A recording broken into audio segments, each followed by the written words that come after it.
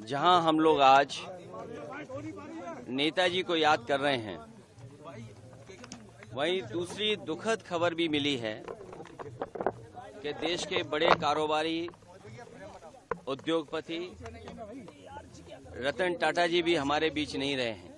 एक ऐसे उद्योगपति जिन्होंने अपना और उस समूह ने देश की अर्थव्यवस्था में बहुत बड़ा योगदान दिया है। आजादी से पहले और आजादी के बाद से टाटा समूह ने बहुत बड़ा देश की आर्थिक स्थिति को सुधारने में और आर्थिक तरक्की के लिए बड़ा योगदान किया है।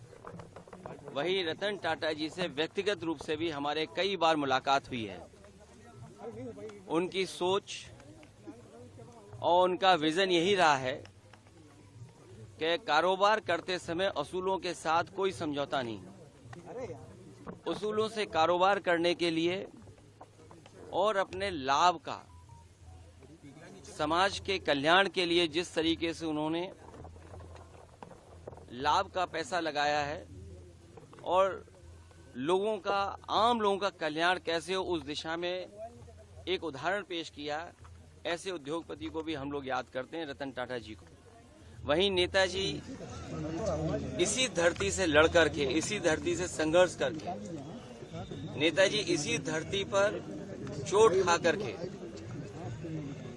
धरती पुत्र के नाम से जाने गए और राजनीति के बड़े बड़े उतार चढ़ाव में नेताजी ने समाज को, राजनीति को हमेशा दिशा देने का काम किया। जो समाज में आर्थिक, सामाजिक, राजनीतिक चेतना थी, उसको जगाने के लिए और देश को समाजवादी विचारधारा से जोड़ करके चलने के लिए उन्होंने जो रास्ता दिखाया है, उसी रास्ते पर हम समाजवादी लोग आज चल रहे हैं। और आज के दिन जब नेताजी को हम लोग याद कर रहे हैं तो संकल्प लेते हैं कि समाजवादी मूल्यों को और समाजवादी सिद्धांतों को और बढ़ा करके लोगों के जीवन में कैसे बदलाव आए।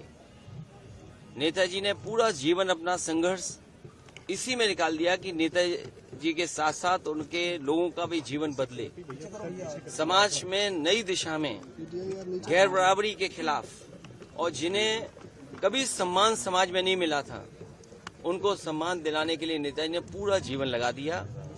वही हमारे अस्तित्व भी है और उन्हीं के रास्ते पे चल करके इस समाजवादी सिद्धांत को और मजबूत बनाने का काम हम लोग करेंगे।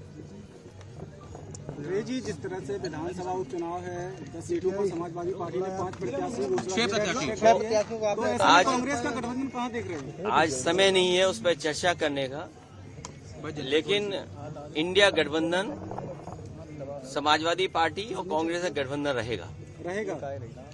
सर, हरियाणा इलेक्शंस को कैसे देखते हैं? हरियाणा कश्मीर में उस पर चर्चा अभी न की जाए तो ठीक है, लेकिन जब कभी मौका दूसरी बार मिलेगा तो मुलाकात में हम लोग चर्चा करेंगे।